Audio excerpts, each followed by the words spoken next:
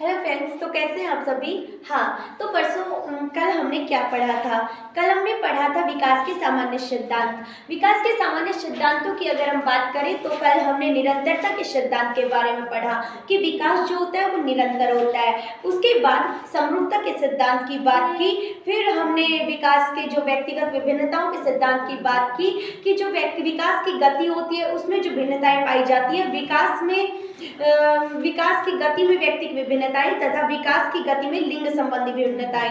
कि एक तो मतलब जैसे विकास की जो गति है वो किसी बच्चे में कम हो रही है, किसी में ज्यादा हो रही है। उसके अलावा लड़कियों में जो विकास की गति है वो भी डिफरेंट टाइप्स की होती है। उसके बाद हमने अनियमितता के सिद्धांत की बात की, है ना। उसके अलावा हमने मतलब विभिन्न अंगों, विभिन्न भागों की गति में जो भिन्नताएं होती है उनके बारे में बात की थी।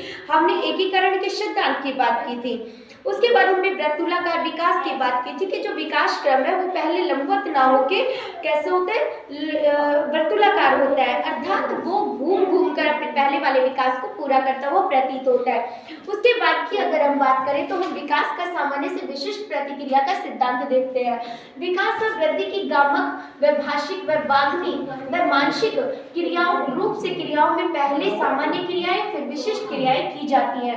मतलब चाहे भाषिक क्रियाओं की बात करें, चाहे मानसिक क्रियाओं की बात करें, चाहे शारीरिक क्रियाओं की बात करें, सबसे पहले जो बच्चा है वो सामान्य क्रियाओं को करेगा। उसके पश्चात वो क्रियाएं करेगा जो विशिष्ट क्रियाएं हैं वो। तो उनको हम आइए उदाहरण के माध्यम से समझते हैं। अपने हाथों से कुछ चीज पकड़ने से पहले बालक यूं ही हाथ मारने का प्रयत्न करता है कि बच्चा जब किसी भी चीज को पकड़ेगा उससे पहले वो इधर उधर पहले हाथ मारना सीखेगा कि किसी चीज को पकड़ने का ट्राई करेगा, फिर वो किसी चीज को पकड़ेगा। इसी प्रकार से 6 माह में किसी वस्तु को पकड़ने के लिए दोनों हाथों का उपयोग करता है। 1 साल में वह एक हाथ से पकड़ता है। 6 महीने में वो क्या कर रहा है, दोनों हाथों से किसी चीज को उठाने का प्रयत्न कर रहा है।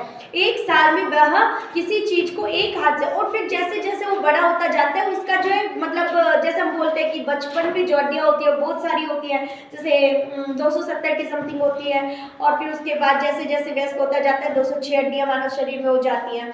तो अगर हम बात करें भाषा विकास की, तो भाषा विकास में भी सभी व्यक्तियों को पापा कह रहा है। देन उसके पश्चात वह केवल अपने पापा को पापा कहता है। माँ की बात करें तो सभी लेडीज को माँ बोलेगा, फिर अपनी माँ को माँ बोलेगा। नवजात शिशु के रोने व चिल्लाने में सभी अंग भाग लेते हैं, बाद में केवल आंख व वाक यंत्र तक की क्रिया सीमित हो जाती है। अगर हम छोटे बच्चे को देखते हैं कि जब वो रोता है तो उसके हाथ पैर शरीर सारा कंपन करने लग जाता है, पूरा जोर लगा के रोता है। लेकिन जैसे जैसे वो बड़ा होता है उसका थोड़ा मतलब विकास होता है, तो वो क्या करेगा, उसकी जो रोने की क्रिया है वो केवल उसका मुंह ज्यादा से ज्यादा आवाज निकाल सकता है और उसकी आंखों से आंसू निकल सकते हैं, तो वो आंख और वाक यंत्र तक ही सीमित हो जाती है। हाँ, तो आइए हम 8वां देखते हैं, सह संबद्धता का सिद्धांत। विकास की सभी दशाएं शारीरिक, मानसिक, सामाजिक, संवेगात्मक एक दूसरे से परस्पर संबंधित है। कि विकास की जो सभी स्थितियां हैं, सभी जो विकास है वो विकास की जो शारीरिक दशाएं हैं, जैसे शारीरिक दशा है, मानसिक दशा है, सामाजिक दशा है, संवेगात्मक दशा है, वे सारे जो विकास के बिंदु है वे एक दूसरे से परस्पर जुड़े हुए हैं। शारीरिक और मानसिक विकास के विशेषकों के मध्य उच्च संबंध पाया जाता है। वैसे तो समग्र विकास में हमने पढ़ ही लिया था कि जो व्यक्ति का समग्र विकास जो हो रहा है वो समग्र विकास एक साथ होता है, लेकिन फिर भी शारीरिक और मानसिक विकास का जो संबंध है वह बहुत ही उच्च संबंध माना जाता है। कि अगर कोई व्यक्ति जो है वो निरोगी रहेगा तो उसका नॉर्मल सी बात है, जो शारीरिक रूप से वीक है तो मानसिक उसका जो मन है, उसकी जो बुद्धि है वो उतनी चल ही नहीं पाएगी, उसका मानसिक विकास अच्छे से नहीं हो पाएगा। अगर कोई मेंटली मतलब डिप्रेस्ड है, कोई मेंटली ही जिसको प्रॉब्लम हो रही है, तो वो शारीरिक विकास भी उसका सही ढंग से नहीं हो पाएगा क्योंकि वो अपना ख्याल नहीं रख पाएगा। देन उसके बाद अगर हम बात करें कि एक दिशा में होने वाला विकास अन्य सभी दिशाओं में होने वाले विकास को प्रभावित करता है। एक दिशा में होने वाला जो विकास है वो अन्य दिशाओं में जो विकास हो रहा है उसको प्रभावित करता है। आइए अब हम पढ़ते हैं रूढ़िगत धारणा कि हर चीज का एक अपवाद होता है। तो इसमें अपवाद की बात करें तो लड़की जो सुंदर है गूंगी है, एक लड़की जो बहुत सुंदर है तो क्या है, उसका शारीरिक विकास तो अच्छा है, लेकिन उसका जो अगर हम बात करें वाग्मिक विकास की तो उसका जो भाषिक विकास है वो विकसित नहीं हो पाया, वो लड़की हो क्या गूंगी है, तो ये अपवाद मिलते हैं। जैसे दूसरे अपवाद की बात करें तो विकलांग बालक का पढ़ाई में तेज होना, कि कई बार क्या है, जैसे कि कोई बच्चा है वो क्या है देख नहीं पाता, तो भी वो IAS ऑफिसर्स बन जाते हैं, RS ऑफिसर्स बन जाते हैं। तो ये है विकलांग बालक का पढ़ाई में तेज होना अपवाद से संबद्धता के सिद्धांत का अपवाद है। ठीक है,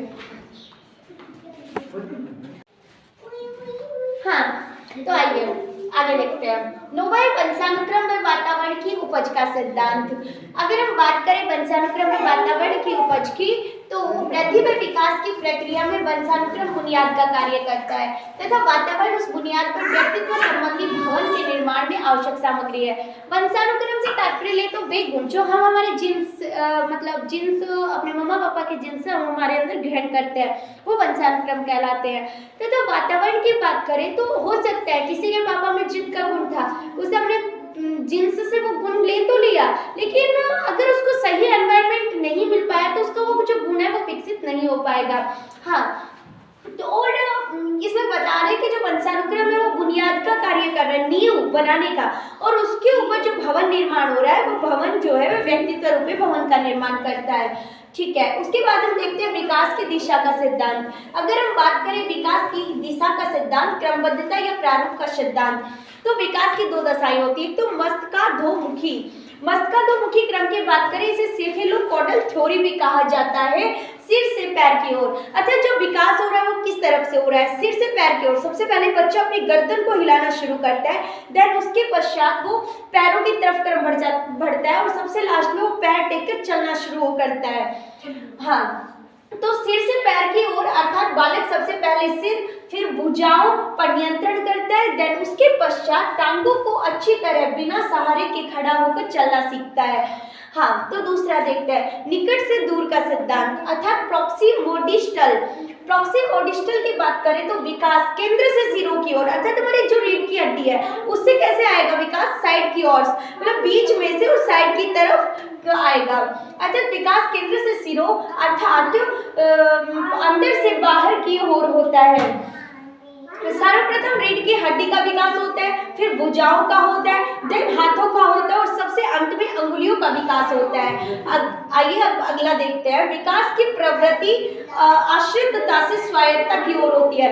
विकास की प्रवृत्ति कैसी होती है, सबसे पहले बच्चा पूर्ण रूप से डिपेंड होता है अपने माँ बाप पे, उसके बाद उसमें स्वायत्तता के गुण विकसित होते हैं, अर्थात वह सेल्फ डिपेंडेंट होता है, वह खुद से अपने काम करने लगता है। जैसे सबसे पहले बच्चे को नहलाता कौन है, पोटी और नहलाना सब कुछ कौन कर रहा है, माँ कर रही है, वो पूर्ण रूप से अपने माँ पे आश्रित है। देन उसके पश्चात वो खुद नहाना शुरू करता है। इसी प्रकार से वो अर्निंग के लिए जब तक कमाने नहीं लग जाता अपने माँ बाप पे डिपेंड होता है, उसके बाद वो जाता है खुद कैपेबल बनता है, सेल्फ डिपेंडेंट बनता है। हाँ, तो देखते हैं अर्थात जन्म के समय बालक पूर्णतः माता पिता पर आश्रित रहता है, वृद्धि व विकास के साथ साथ श्रम कार्य करने लगता है। हाँ, तो आज हमने विकास के प्रमुख सिद्धांत पढ़े, सामान्य सिद्धांत। आगे जो कुछ बचे हुए हैं वो फिर कल देखेंगे। तब तक के लिए धन्यवाद।